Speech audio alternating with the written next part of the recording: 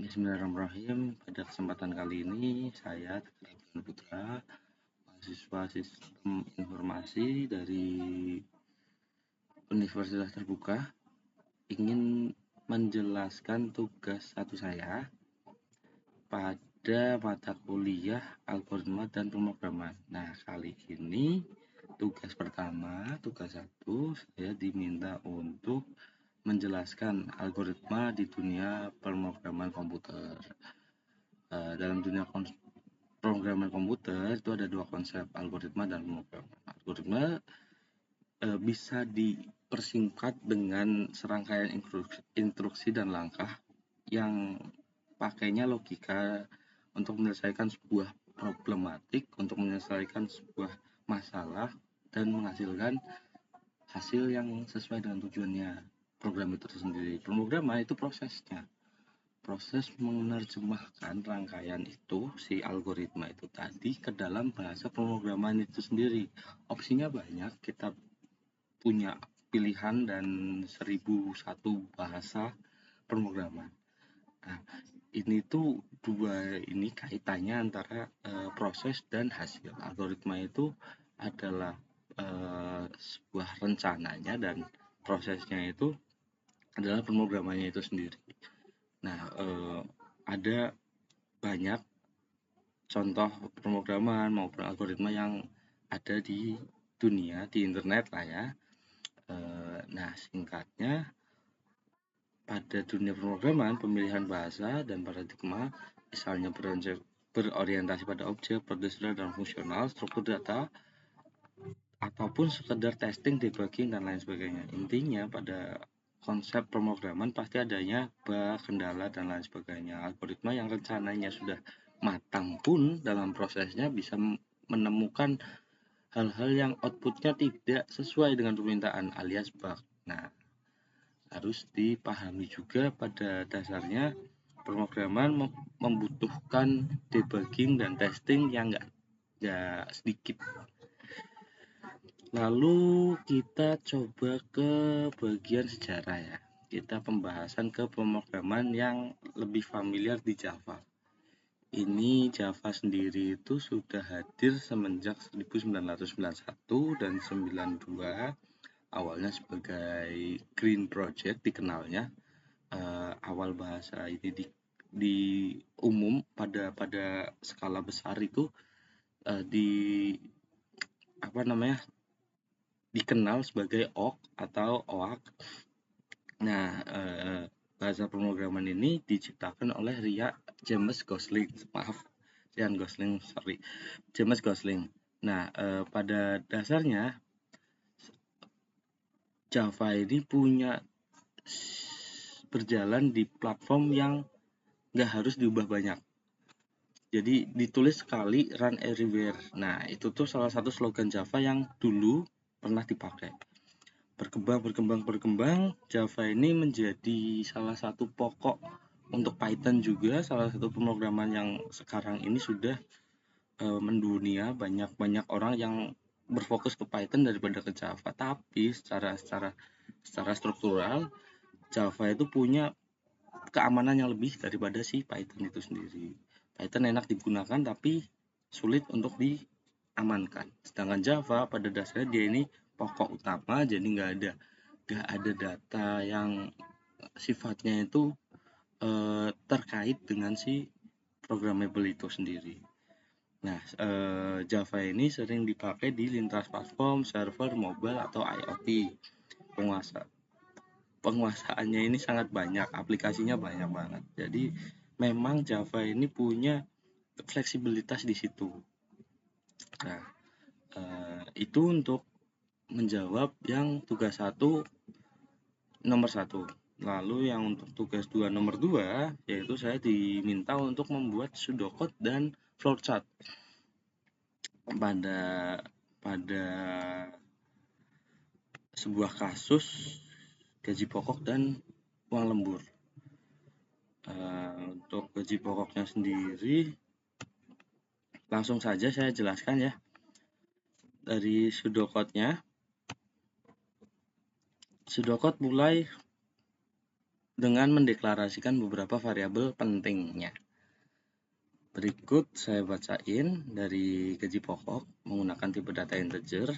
Seperti yang Bapak pernah jelaskan, integer ini sendiri memiliki 8 byte, jadi agak banyak cangkupannya. Lalu gaji lembur juga sama, masih pakai integer. Jam saya pilih untuk tetap menggunakan integer.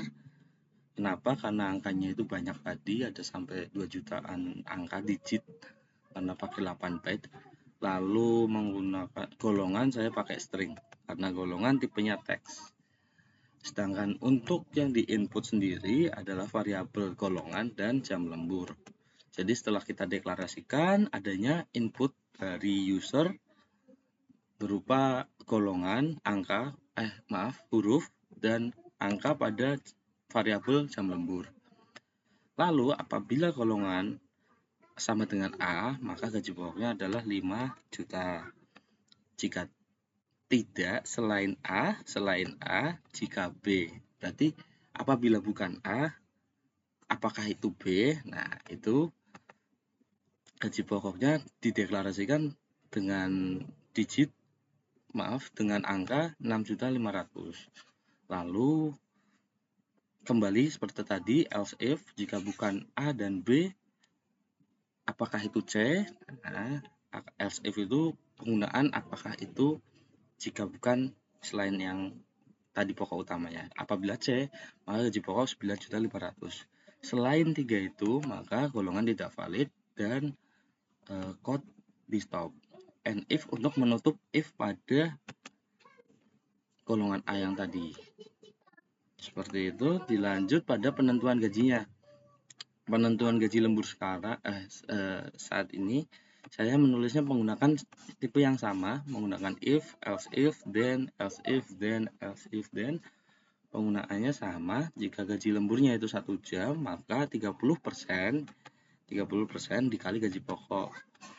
Else if jika bukan 1 jam, maka apakah itu 2 jam? Nah, kalau 2 jam berarti apakah gaji lembur dideklarasikan sebagai 32% dari gaji pokok.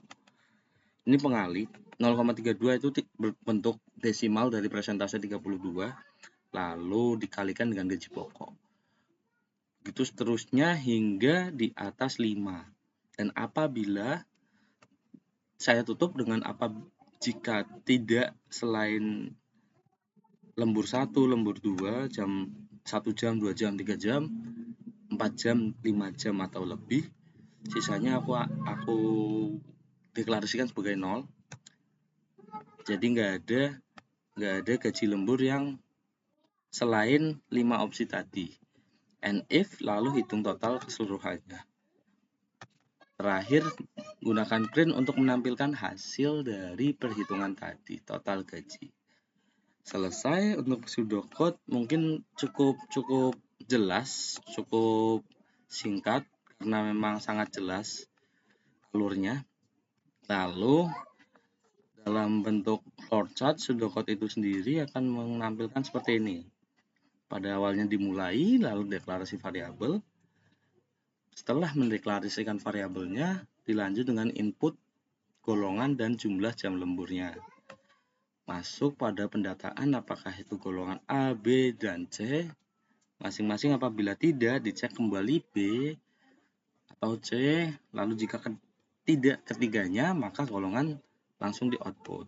Seperti bisa dilihat, ini true-nya langsung ke arah gaji pokok. Semuanya ke junction ya, menjadi satu di lingkaran untuk dicek jam lemburnya. Jam lembur 1, 2, 3,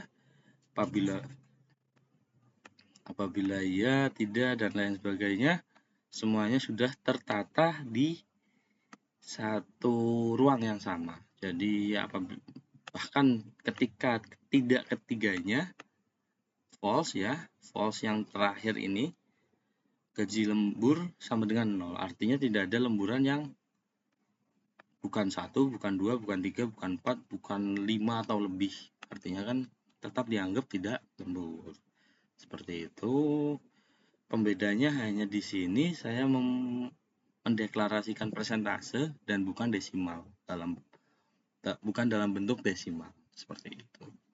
Lalu semua itu dihitung, dijadikan satu peserta yang gaji 0 itu untuk dihitung menjadi total gaji antara gaji pokok ditambah dengan gaji lembur. Terakhir, dua itu akan langsung di outputkan total penghasilan. Nah, pada selesai yang satunya, jalur yang satunya ini pada untuk hasil pengecekan golongan yang tidak valid. Mungkin itu saja tambahan mungkin ya, itu penjelasan dari saya. Terima kasih. Semoga memuaskan dan cukup untuk menjawab pertanyaan tugas 1. Assalamualaikum warahmatullahi wabarakatuh. Saya Tegar Abdianto Putra, pamit undur diri.